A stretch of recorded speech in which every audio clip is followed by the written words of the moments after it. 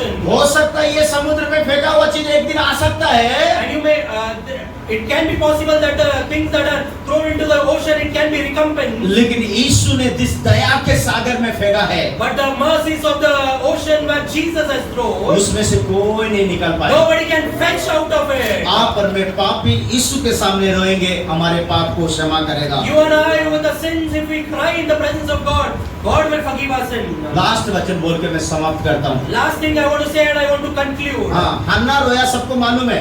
We all know that Hannah cried in the presence of God. हन्ना रोया, बच्चा मिला।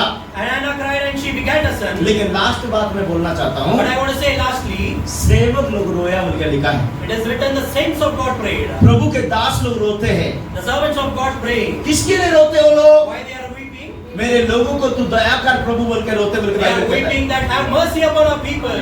एक पापा मम्मी बच्चे के लिए रोता है तो बच्चे का भविष्य के लिए रोता है। One parents when they are shedding tears, they are shedding tears for the future of their children. एक सेवक रोता है तो कलीसिया की उन्नति के लिए, कलीसिया के लोगों की भलाई के लिए रोता है। When the servant of God is praying, he is praying for the excellence of the church members. Joel 2:17 में लिखा है। Joel 2:17 it is written. Joel 2:17 में लिखा है। Joel 2:17 it is written. सेवक लोग, साधु लोग अपने लोगों की दया मांग के रोते बोल के लिखा The है। servants of God and the saints of God are praying for the church people. प्रभु के लोग, हम प्रभु की दया को मांगना चाहिए। For a child of God, we must seek for the mercy of God. एक विश्वास योग्य याजक का क्वालिटी क्या है? What is the faithful?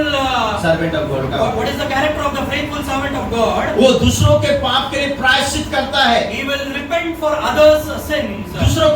दूसरा विश्वासी का पाप का प्रायश्चित करता है। He will repent for other believers' sins. दूसरों का दुख को खुद उठा लेता है। He will take upon the sorrows of others. दूसरों का कष्ट को खुद उठा He लेता will है। take upon the pain of others. Bible में बहुत सारे लोग दूसरों के लिए रोया है। In the Bible, there are a lot of people they cried for others. Samuel ने इस्राएल के लिए रोया बोल के लिखा है। Samuel cried for Israel. It is written. Nehemiah यरूशलेम के लिए रोया बोल के लिखा है। Nehemiah cried for Jerusalem. It is written. Daniel ने अपने लोगों के लिए रोया बोल के लिखा है। Daniel prayed for his own people. It is written. पौलुस ने इपाफ्रास ने अपने कलीसिया के लिए रोया बोल के लिखा है। Epaphras cried for his church. It is written. और पौलुस ने फिलिमन की कलीसिया ग्रोथ के लिए रोया बोल के And लिखा है। Saint Paul cried for the excellence and the growth of the Philemon church. मेरे प्यारे प्रभु के लोग, जब हम प्रभु के सम्मुख में रोते हैं, Oh my dear child of God, when you and I cry in the presence of the Lord, प्रभु हमारे आंसू का हिसाब रखता है। God will have accounts for our हमारे आंसू में जो ताकत है वो देखने मिलता है। He can see the tears that shed while we pray. Dawood रोया अपने परिवार के लिए, परिवार को प्राप्त किया। David prayed for his family and he got his family back. हिजकिय्याह ने रोया और शरीर में चंगाई प्राप्त कर आयु को बढ़ाया और प्रभु के लिए जीवन बिताया। Hezekiah cried for his sickness. He got extension of his 15 years life and he retained his life. उस पापिन स्त्री आप और मैं प्रभु के सामने रोते हमारे पाप की क्षमा के लिए। उस पापिन स्त्री भी रोया, प्रभु से ज्यादा प्रेम किया, ज्यादा पाप क्षमा प्राप्त The किया। sinful woman cried a lot in the presence of God. Just because she cried a lot in the presence of God, a lot of sins were forgiven. प्रभु के दास लोग भी रोते हैं। And even the saints of God are shedding tears. आपके लिए, मेरे लिए दया मांग के रोते हैं। For you and I to receive mercy, the saints of God are crying in the presence of God. ये रोने का उदाहरण स्वयं हमारे यीशु मसीह अपने जीवन में करके दिखाया The है। experience and the example that we got it is from the Lord Jesus who cried himself. यीशु रोया, लाजरस को पाया।